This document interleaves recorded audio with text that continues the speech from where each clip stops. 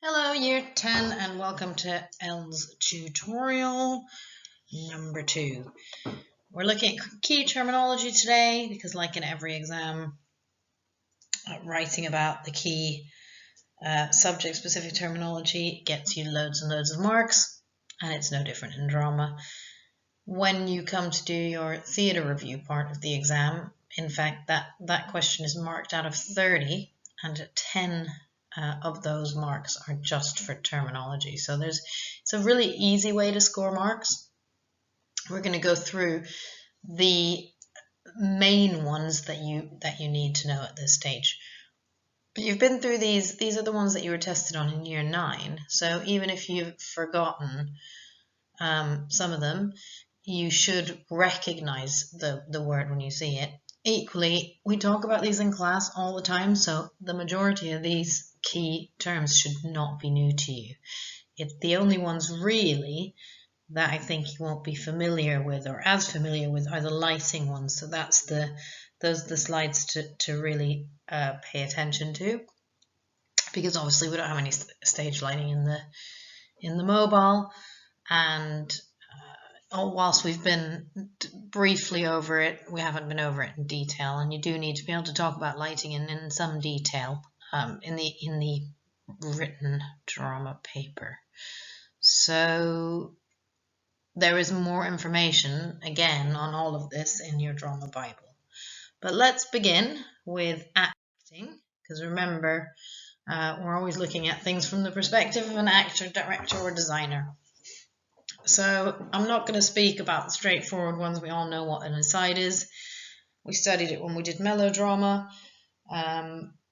I think you're quite unlikely to discuss it in a Blood Brothers paper. And the diction is actually the quality of the voice. That's kind of just a posh version for it, but if you say the diction of the character, of the actor rather, then that's a mark right there. So it's easy marks. It's all about how the voice is used. We all know what a gesture is.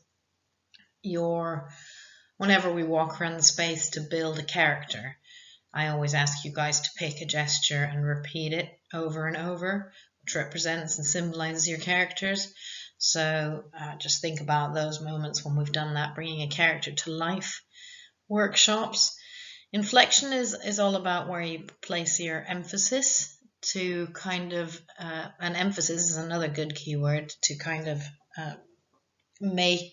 draw attention, I guess, to a word or a feeling, character's mood, and we all know what mine is. The pace of speech is important in terms of the fact that if we look at Mickey, for example, he speaks probably quite quickly at the start when he's 7, when he meets Edward, because he's excitable and he's a child, he's met a friend, he's no longer alone.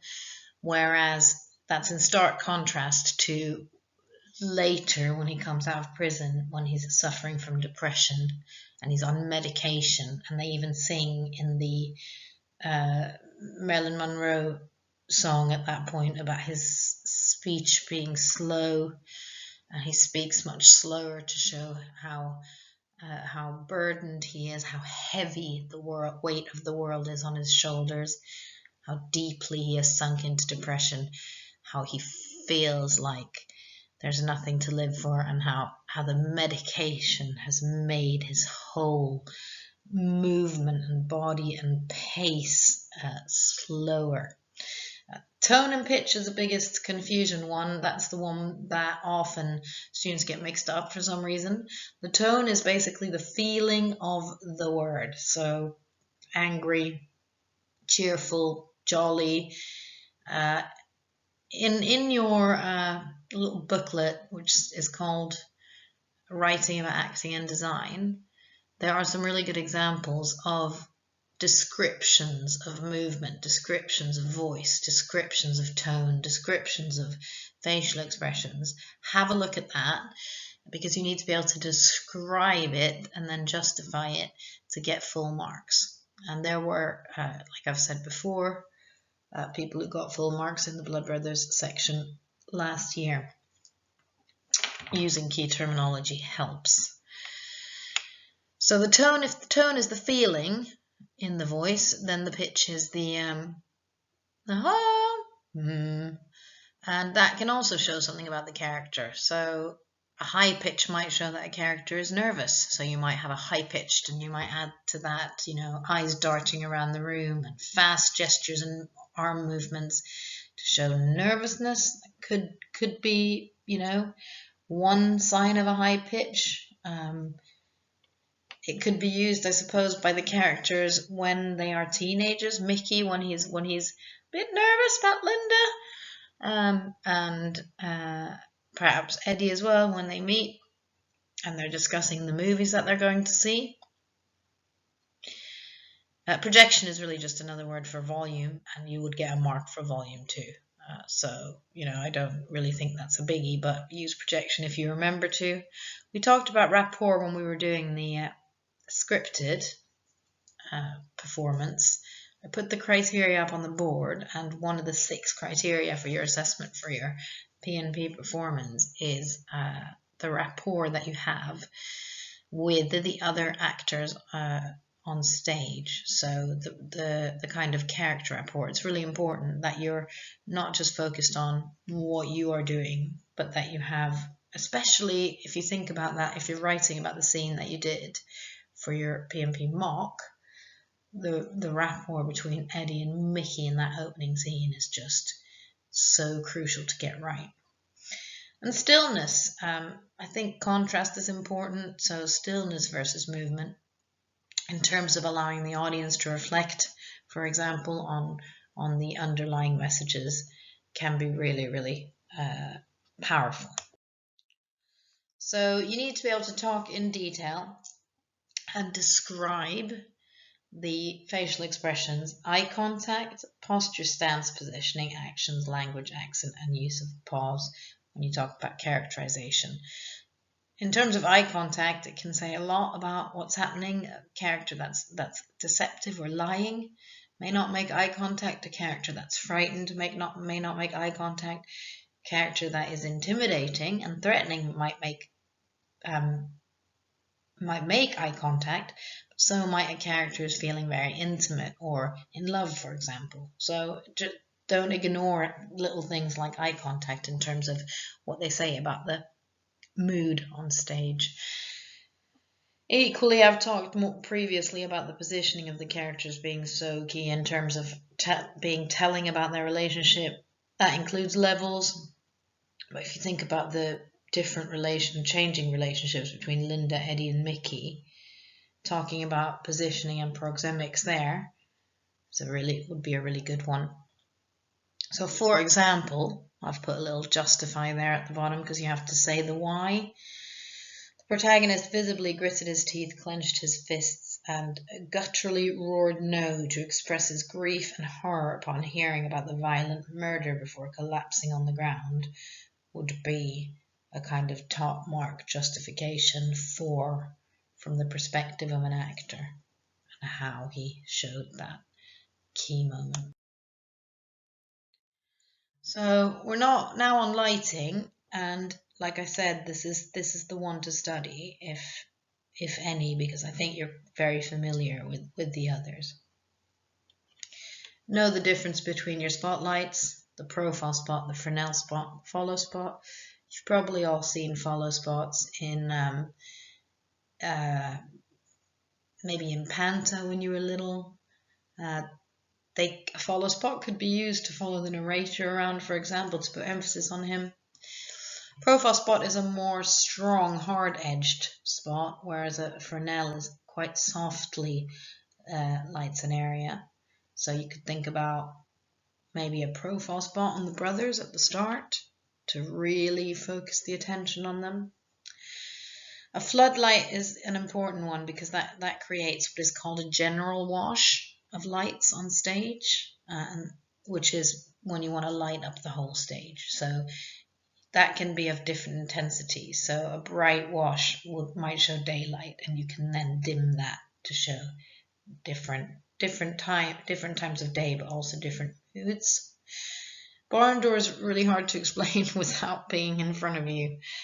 I think I've talked about them before. if I haven't, they're like little metal squares, 4 metal squares that are attached to the front of a lantern being a light, to cut off the beam in a particular direction. So you haven't been to see Woman in Black yet, but in Woman in Black they use these to make a kind of corridor effect where the protagonist is on one side and then it leads him towards this eerie, creepy door. It's very hard to explain if you haven't seen it, but if you look it up, barn door effect, if you want, then that will give you some ideas. And there's a link I've put on later in this PowerPoint to help you as well.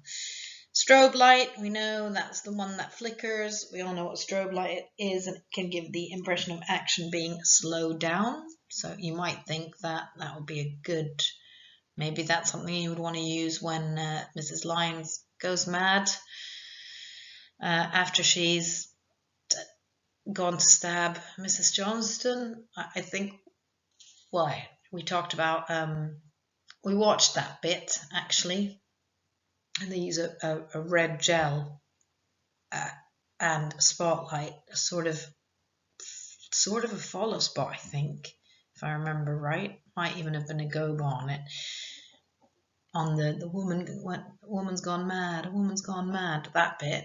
And I said to you guys that I never really liked the way that they did that bit. Now that's obviously a matter of opinion, but you might think about how could you make that bit more powerful if you were directing that bit. So that moves me on to gel. Never say I'd use a blue light, I'd use a red light.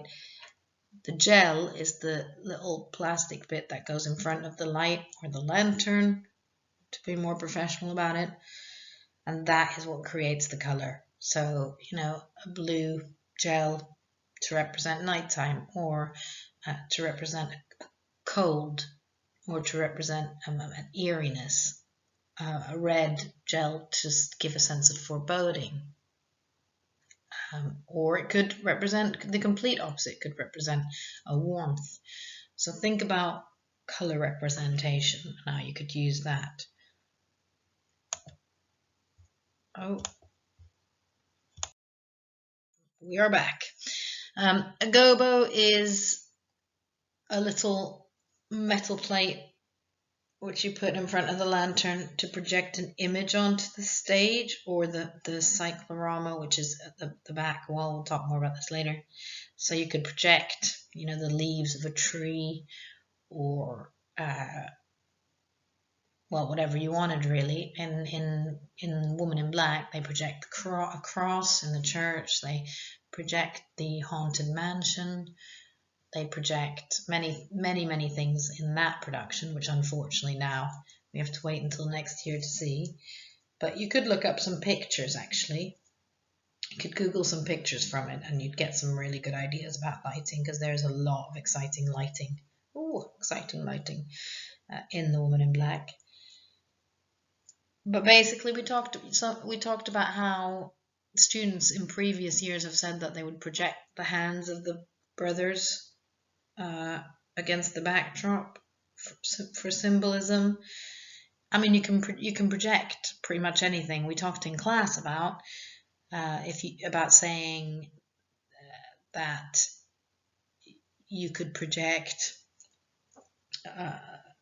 things that related to the time period, like Marilyn Monroe, the Beatles, to set the musical in context. That would give you marks if you were talking about social historical context. The rest are pretty obvious: crossfade, blackout, and backlighting. Just have a look at those. You need to think about the purpose of the lighting as well, because you have to be able to justify why you're doing it. So it's not good enough to say I would use a blue gel. You need to say why that is that you're trying to achieve in relation to the question. So how is the lighting arranged to focus your attention on certain moments? Now, does it have a naturalistic function? So is it there to show you that it's daytime, nighttime? You know, you're barely conscious of it. Or does it play an active part in how the text is interpreted? So is it specifically trying to make some kind of symbolic point or statement? Are there any special effects? How does it create mood?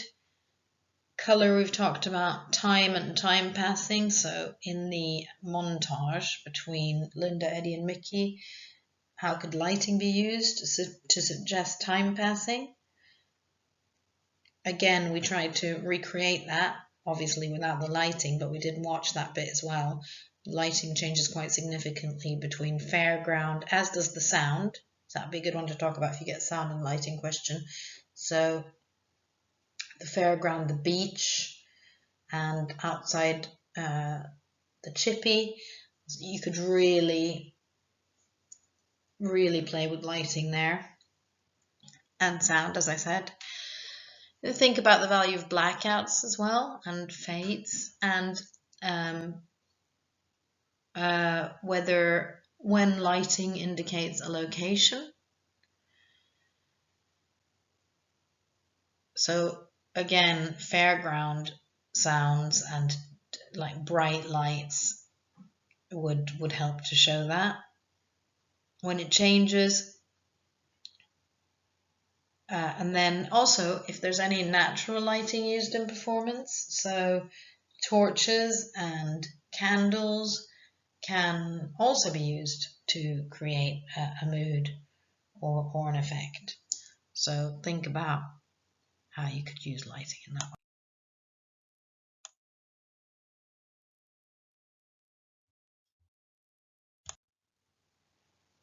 Here are some actually really exciting links which I found on the drama Facebook page that I always talk about, which is like my favorite little geeky group that I'm in. These are brilliant. If you really find it struggle to kind of figure out the lighting by just reading about it, on these two links you can actually play with the lighting and mess around with gobos and gels and things like that to give you a real visual idea of how it might look. That'll really help you, I think, in terms of writing about lighting in Blood Brothers and how you would effectively direct the lighting. So we're on stage design, and I've talked about the importance of staging before, or maybe it's in the third tutorial, I don't know, but you must know your stages. They've come up every year so far, and I don't know which one's going to come this year, but I'm sure that there will be a staging question. I'd be very surprised if there wasn't a staging question. So you need to know the ones that are in the OCR syllabus. So we did obviously some work on a lot of these, but end on, it's basically the same as Proscenium March. The audience on one side, the actors on the other, with a fourth wall, traditional layout in the round, entrances and exits all around, and the acting surrounded.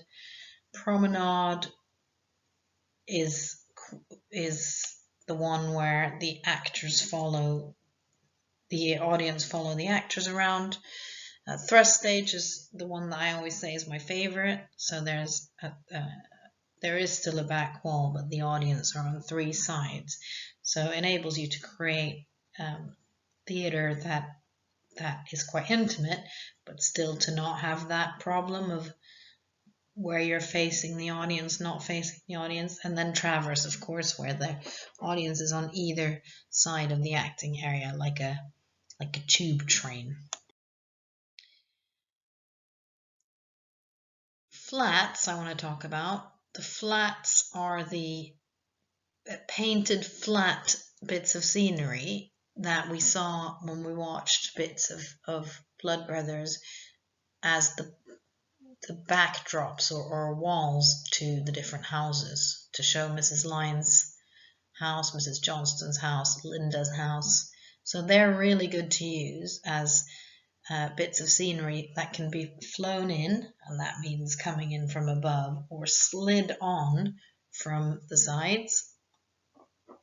You can also paint larger flats. So in the first year that this specification came out, some students wrote about putting poor houses and rich houses on either side of the stage, which is obviously, we can't have millions of actual real houses. You need to make it clear that you've got painted flats to represent the fronts of those houses. So don't talk about putting actual houses on stage, please. Elevator and rake stage is not going to talk about that. Rostrum, rostra. These are the platforms to create levels, so you will be talking about them. Use the word rostra. They're a little bit like the stage blocks that we use in drama now to create levels. Don't know if you would want to use a trapdoor in Blood Brothers, but there's no reason why the narrator shouldn't appear from a trapdoor. Really, he's a bit of an ominous character. He's not naturalistic, so he could appear from anywhere, really. Treads is the posh name for a staircase or a set of steps, and you might want to use that in Blood Brothers to create the social divide or a higher platform for the narrator, for example. Backcloth is the painted or not painted necessarily, it could be plain cloth hanging at the back of the stage that either could give a scenic background, for example, maybe in Act 2 when they've moved to their new lodgings after Operate New Day at the end of Act 1, so you could have a sort of painted countryside effect. You could have a plain cloth where you're projecting images onto it as well. Cyclorama is pretty much the same thing, but it's more rigid and hard, and you can project images against that as well.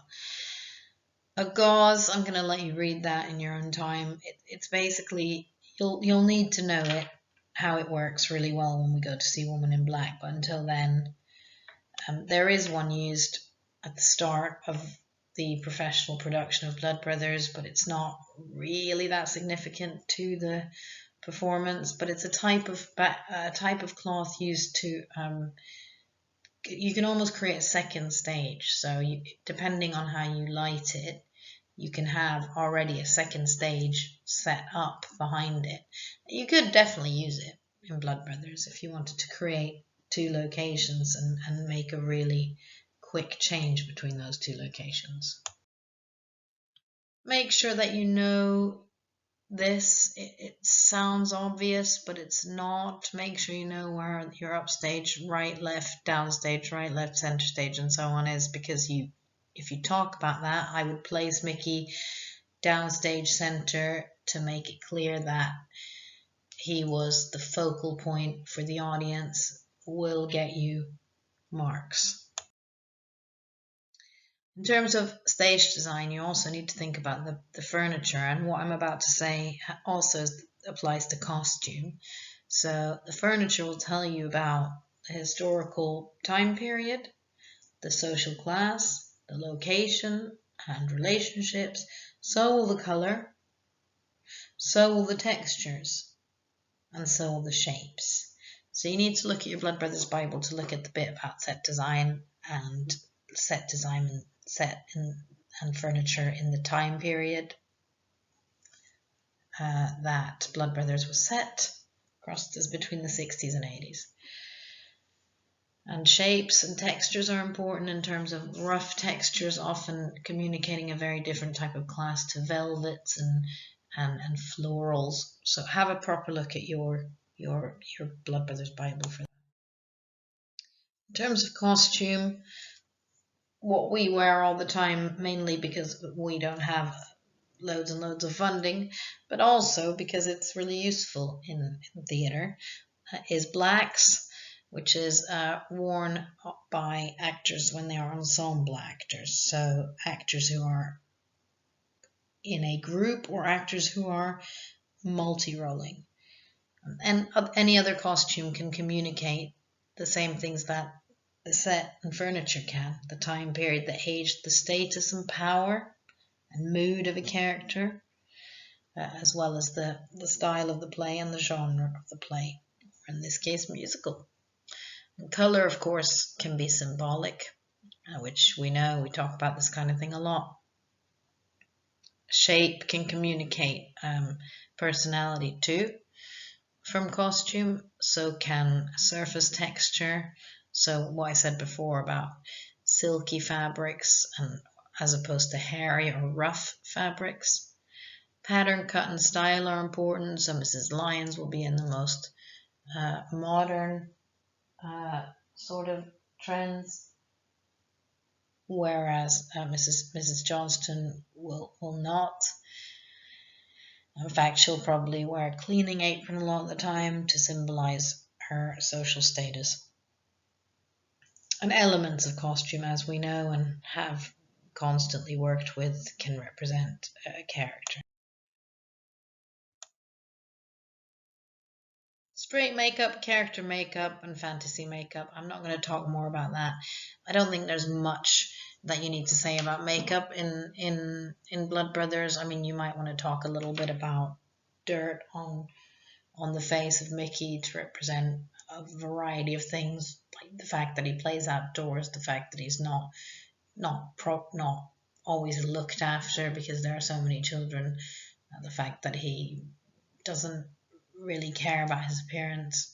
You know, it's very basic, the kind of makeup that you would discuss, I would think, in Blood Brothers. So you might want to be dramatic and put the narrator in a white face makeup, for example, to give him a more of an eerie effect, or not. It's as long as you can justify what you do. It doesn't really matter what you do. I don't think I've got a couple of duplicated slides here, so sorry about that. Just skip over them. So in terms of costume and makeup, think about the relationship of costumes to the overall style and genre of the play / musical. What the costumes say about the characters, the social order, the formality and informality. So, you know, the event that they're at, or how formal the situation is. So the narrator's usually in a black suit in the production, but again, that's your choice. If you want to make a statement and dress him as a traditional stereotyped devil, then you can do so. Just be very careful about being able to justify that kind of crazy decision. And the color, texture, symbolism, costume changes, makeup, mood, and so on. Sound, this is fairly basic. There's more that can be said about sound really than this, but at this point we don't need to go into more detail about diagenetic, non-diagenetic sound. We're just going to talk about natural sound, which is the sound that the actors create themselves. So for example, things like slamming doors, things like that. Then there's the recorded sound to create the background, the time period, the historical period, the location. So things like weather conditions, traffic, war, and so on. In Blood Brothers, clearly the gun is very important. Obviously, at the bottom there you'll see music. That's very important in terms of it being a musical, clearly. And you can decide, you know, what kind of recorded sound you want to create a certain mood or a sense of location. You can, of course, also use a soundscape. We've made so many of those, I don't think I need to discuss that any further. So you need to think about the purpose of sound and whether it springs from the text or whether it's something that you want to put in, whether it helps to convey the time, the period, the location, whether it's abstract, so making a mood or an atmosphere more explicit rather than being naturalistic. What it conveys about what's happening off stage as well, because a lot of the gunshots and things, think about the scene where Sammy and Mickey are in the robbery, how the gun is used there, and the music. Other effects, things like audio visual, so we talked a bit about projections on screen. Dry ice and smoke machines can create quite an atmospheric moment. You might want to use a little bit of that.